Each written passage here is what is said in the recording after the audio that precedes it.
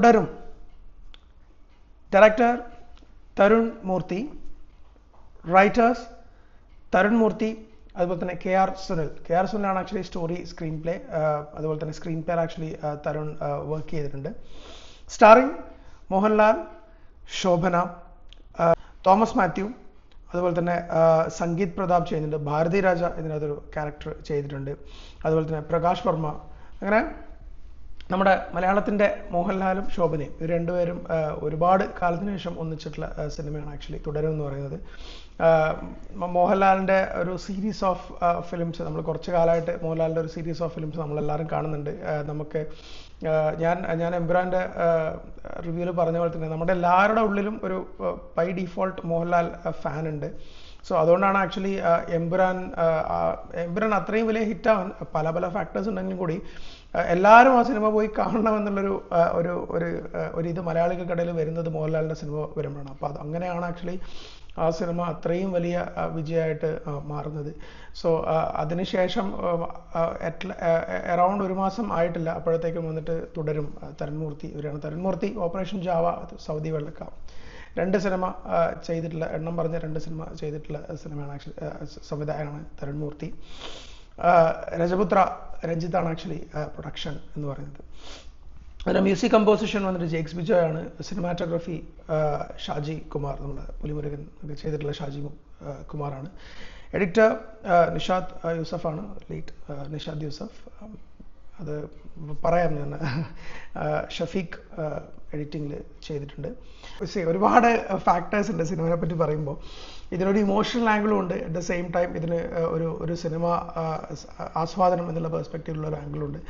Emotional angle എന്ന് പറയുമ്പം മോഹൻലാലിനെ ഈ ഒരു രീതിയിൽ കണ്ടിട്ട് എനിക്ക് തോന്നുന്നു കുറേ കാലമായി. കാരണം ദൃശ്യമാണെങ്കിൽ പോലും ദൃശ്യം വന്നിട്ടുണ്ട്, പക്ഷേ ദൃശ്യത്തിലില്ലാത്ത എന്താണ് തുടരുമിലുള്ളതെന്ന് വെച്ചാൽ ഒരു എക്സ്റ്റെൻസീവ് ആയിട്ടുള്ള ഇമോഷണൽ സീനുകൾ കുറച്ചും കൂടിയും എന്താ പറയുക, മോഹൻലാൽ വന്നിട്ട് പുൾ ഓഫ് ചെയ്യേണ്ടതായിട്ടുള്ള ഇമോഷണൽ സീനുകൾ കുറച്ചും കൂടി ദൃശ്യത്തിൽ ബൈ സ്ക്രീൻ പ്ലേയിൽ തന്നെ ഇമോഷൻസ് പ്രേക്ഷകനായിട്ട് ട്രാവൽ ആവും. പക്ഷേ ഇതിൻ്റെ അകത്ത് മോഹൻലാലിന് ഇമോഷൻസ് കുറച്ചും കൂടി കൊണ്ടുവരാൻ പറ്റുന്ന രീതിയിലുള്ള സീനുകൾ എനിക്ക് തോന്നുന്നു കുറേ കാലത്തിന് ശേഷം അങ്ങനത്തെ സീനുണ്ട്.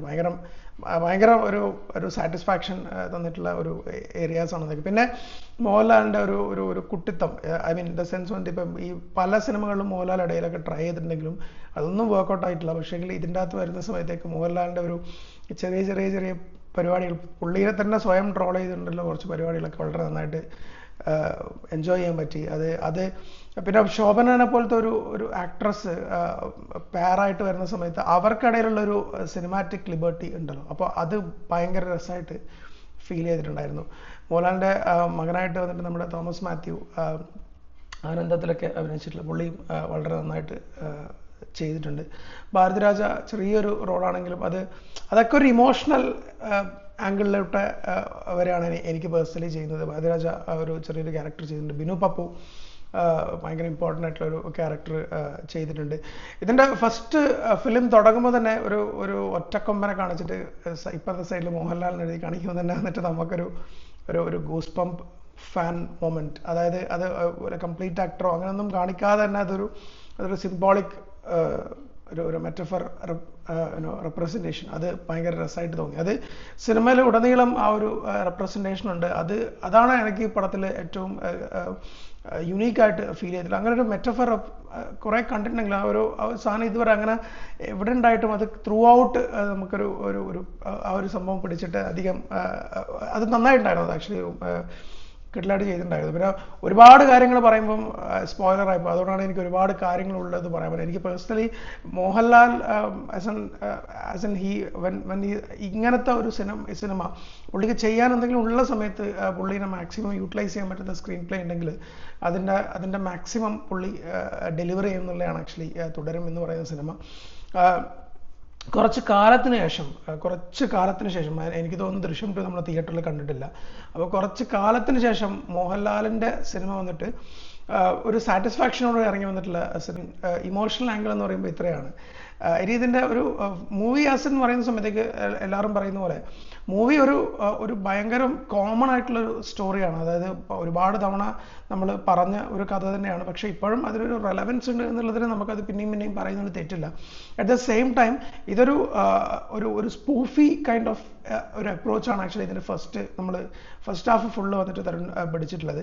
അത് രസമുണ്ട്. അപ്പോൾ ഞാൻ പറഞ്ഞത് നമുക്കത് ഭയങ്കര ഇമോഷണലി കണക്റ്റഡ് ആയതുകൊണ്ട് നമുക്കത് ഹെവി ആയിരിക്കും. പക്ഷെ ഒരു പുറത്തുനിന്നുള്ള ഒരു കംപ്ലീറ്റ്ലി വേറൊരു പേഴ്സൺ കാണുന്ന സമയത്ത് അത് എത്രമാത്രം കണക്റ്റ് ആവും നമുക്ക് പറയാൻ പറ്റില്ല. അത് എല്ലാ ഹീറോസിനും അങ്ങനെയാണ്. നമ്മൾ ഇമോഷൻ വെച്ച് കാണുന്ന സമയത്ത് ഒരു രീതിയും നമുക്ക് അതിനെപ്പറ്റി അറിയാത്ത ഒരാളാണെന്ന് അതിൻ്റെ വേറൊരു രീതിയാണല്ലോ. അപ്പോൾ ആസ് എ ഹോൾ ഞാൻ പറഞ്ഞില്ലേ, ഇത് ഗംഭീരമായിട്ടുള്ള ഒരു സിനിമയാണ്. ഗംഭീരമായിട്ടൊരു സിനിമാറ്റിക് എക്സ്പീരിയൻസ് ആണ് ആക്ച്വലി തുടരും എന്ന് പറയുന്നത്. മോഹൻലാലിന് ഒരുപാട് കാലത്തിന് ശേഷം മോഹൻലാൽ അങ്ങനൊരു ഇതിൽ വരുന്നത്. പക്ഷേ ഇതിൻ്റെ നമ്മളെല്ലാവരും ഇത് കാണുമ്പോൾ ഉണ്ടാകുന്ന ഇമോഷണൽ ആംഗിളിനെ പറ്റിയാണ് ഞാൻ ആദ്യം സംസാരിച്ചത്. ടെക്നിക്കൽ കാര്യങ്ങളിലേക്ക് വരുന്ന സമയത്ത് സിനിമാറ്റോഗ്രാഫി ഷാജി വളരെ നന്നായിട്ട് ചെയ്തിട്ടുണ്ട്. എഡിറ്റിംഗ് നമ്മുടെ നിഷാദ് യൂസഫും അതുപോലെ തന്നെ ഷഫീഖും വളരെ നന്നായിട്ടുള്ള കട്ട്സ് പല സ്ഥലങ്ങളിലും വന്നിട്ട് നമുക്ക് സെക്കൻഡ് ഹാഫിലൊക്കെ വരുന്ന സമയത്ത് നാച്ചുറലായിട്ട് ക്ലാപ്സ് വരാമെന്നുണ്ട്. നമ്മളൊരു സിനിമ കണ്ടിട്ട് നമുക്ക് അറിയാതെ നമ്മൾ ക്ലാപ്പ് ചെയ്യണം. അപ്പോഴാണ് ആ സിനിമയുടെ വിജയം. അത് ഒരുപാട് സ്ഥലത്ത് അങ്ങനെ ഈ കാണുന്ന പ്രേക്ഷകർ അങ്ങനെ എലിവേറ്റ് ചെയ്യാൻ വേണ്ടിയിട്ട് പറ്റിയിട്ടുണ്ട്. മ്യൂസിക്, ബാക്ക്ഗ്രൗണ്ട് സ്കോർ ഒക്കെ വന്നിട്ട് ആ മെറ്റഫറിനെ ബേസ് ചെയ്തിട്ടിടുന്ന സമയത്ത് അതൊക്കെ വന്നിട്ട് വളരെ നന്നായിട്ട് ഫീൽ ചെയ്തു. എന്നിരുന്നാലും ഞാൻ പറയുമ്പോൾ എനിക്ക് പേഴ്സണലി ഒരു അഭിപ്രായം എന്താണെന്ന് വെച്ചാൽ കുറച്ചുകൂടി ബാക്ക്ഗ്രൗണ്ട്, കാരണം ഇതൊരു മാസ് കൊമേഴ്ഷ്യൽ ഒരു പരിപാടിയൊക്കെ ആയി നിൽക്കുന്ന സമയത്ത് നമ്മൾ ഒരു family drama, mass commercial element ഒക്കെ വരുമ്പോൾ കുറച്ചും കൂടി മ്യൂസിക് എൻഹാൻസ് ചെയ്യണം എന്നുള്ളത് എനിക്ക് ഒരു ചെറിയൊരു പേഴ്സണൽ ആയിട്ടുള്ള ഒരു അഭിപ്രായമുണ്ട്. അതല്ലാതെ വെച്ച് നോക്കുന്ന സമയത്ത് ഞാൻ പറഞ്ഞില്ലേ, നമ്മുടെ ഒരു ഫാൻ ബോയ് സംഭവം എന്നൊക്കെ പറയുന്നത് ആക്ച്വലി ശരിക്കും ഈ തുടരും എന്നൊക്കെ പറയാൻ നമുക്ക് വേണമെങ്കിൽ അത് അത്രയും പുള്ളി മോഹൻലാലിനെ കിട്ടിയാൽ എന്തൊക്കെ ചെയ്യണം, എന്തൊക്കെ യൂട്ടിലൈസ് ചെയ്യുക എന്നുള്ളതിൻ്റെ കൃത്യമായിട്ടുള്ള സ്റ്റഡി നടത്തിയിട്ട് എവിടെയൊക്കെ എന്തൊക്കെ എങ്ങനെയൊക്കെ വെക്കുക എന്നുള്ളത് കൃത്യമായിട്ട് ചെയ്തിട്ടുള്ള ആക്ച്വലി ഒരു സിനിമയാണ് ആക്ച്വലി തുടരും എന്ന് പറയുന്നത്. മോഹൻലാലിനെ പോലെ തന്നെ നമ്മൾ എടുത്തു പറയേണ്ട ആളാണ് ആക്ച്വലി പ്രകാശ് വർമ്മ.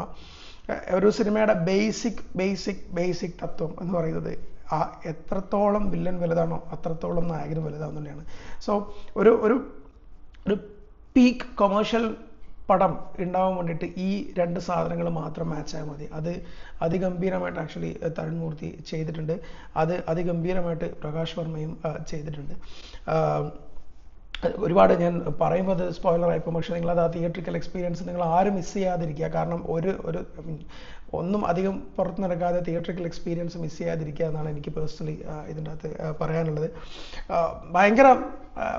ഭയങ്കര ഒരു മോഹൻലാൽ ശോഭനയൊക്കെ അവരുടെ ആ ഒരു ഫോട്ടോവും മറ്റേ അവരുടെ ഒരു ഇക്വിലിബ്രിയം ഉണ്ട്. അതായത് ഇങ്ങനെയാണ് നമ്മൾ എന്ന് പറയുന്നത്. അതൊരു ഭയങ്കര മാജിക്കലായിട്ട് ഫീൽ ചെയ്തു. അത് കുറച്ച് സീനാണെങ്കിലും ഇപ്പോൾ പുറത്തുനിന്ന് നോക്കുന്ന ആൾക്ക് ചിലപ്പം ശോഭനക്ക് ഒട്ടും റോളൊന്നും ഇല്ലല്ലോ, ഇതിനകത്ത് വലുതായിട്ട് റോൾസ് ഒന്നും ഇല്ലല്ലോ എന്ന് വിചാരിക്കും.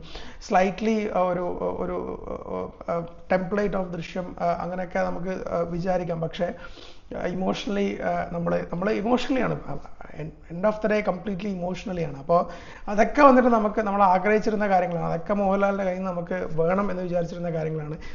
മോഹൻലാൽ ഇത്രയൊക്കെ ചെയ്താൽ മതി എന്നുള്ള പെർസ്പെക്റ്റീവ്, ഇത്രയും ചെയ്താൽ തന്നെ ഓക്കെയാണ് നമുക്ക് എന്നുള്ളതാണ്. ഒരുപാട് കോട്ട് സൂട്ട് പരിപാടിയും അങ്ങനത്തെ ഒരു ഹൈ ക്ലാസ് കൊമേഴ്ഷ്യൽ 3D അതൊന്നും നമുക്ക് ആവശ്യമില്ല.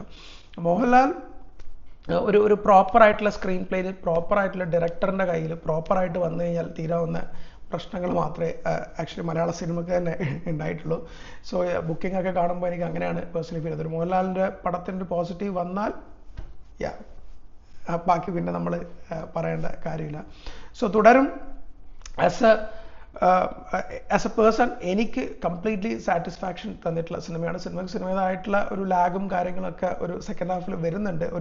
ഒരു കാരണം വെച്ചാൽ സെക്കൻഡ് ഹാഫിൽ നമുക്ക് സർപ്രൈസസ് ഒക്കെ കുറച്ച് ഞാൻ അതൊന്നും പറയുന്നില്ല. അപ്പോൾ ഒരു ചെറിയൊരു ലാഗൊക്കെ ആക്ച്വലി എനിക്ക് സെക്കൻഡ് ഹാഫിൽ ഫീൽ ചെയ്തിരുന്നു. ഒരു 10 minutes ഒക്കെ കുറച്ചിരുന്നെങ്കിൽ കുറച്ചും കൂടി, കാരണം ഇത് ഒരു കൊമേഴ്ഷ്യൽ സിനിമയാണ് എൻഡ് ഓഫ് ദ ഡേ. അപ്പോൾ അങ്ങനെ പാക്ക് ചെയ്യുമ്പോൾ അത് അങ്ങനെ തന്നെ പാക്ക് ചെയ്യുന്നതായിരിക്കും ബെറ്റർ എന്ന് തോന്നി. Apart from that completely satisfied with തുടരും. ആ എമ്പുരാൻ്റെ ഒരു ക്ഷീണം കംപ്ലീറ്റ്ലി ഒരു മാറിയ ഒരു ഫീൽ. നമ്മൾ അത്രയും ഹൈപ്പ് ചെയ്തിട്ട് equal kudos to everyone. അത് ഹൈപ്പ് അത്രയും ലോ ആക്കി നിർത്തിയതിന് തരുൺമൂർത്തി ഓരോ ഇന്റർവ്യൂവിലും ഭയങ്കര ലോ ആയി തരുൺമൂർത്തിയൊക്കെ ലെറ്റ് ദ ഫിലിം സ്പീക്ക് എന്നുള്ള പെർസ്പെക്റ്റീവിൽ പുള്ളി നിന്നുകൊണ്ട് അതൊക്കെ തന്നെയാണ് ആക്ച്വലി തുടരും എന്ന് പറയുന്നതിൻ്റെ വിജയം. സോ തുടരും നമ്മൾ എല്ലാവർക്കും മോഹൻലാൽ ഉള്ളിലെ ബൈ ഡീഫോൾട്ട് മോഹൻലാൽ ഫാൻസ് ആയിട്ടുള്ള മലയാളികൾക്ക് എല്ലാവർക്കും പോയി കാണാൻ പറ്റുന്ന ഗംഭീരമായിട്ടുള്ളൊരു തിയേറ്ററിക്കൽ എക്സ്പീരിയൻസ് ആണ്. സോ ഡു വാച്ച് തുടരും ഇൻ യുവർ തിയേറ്റേഴ്സ്.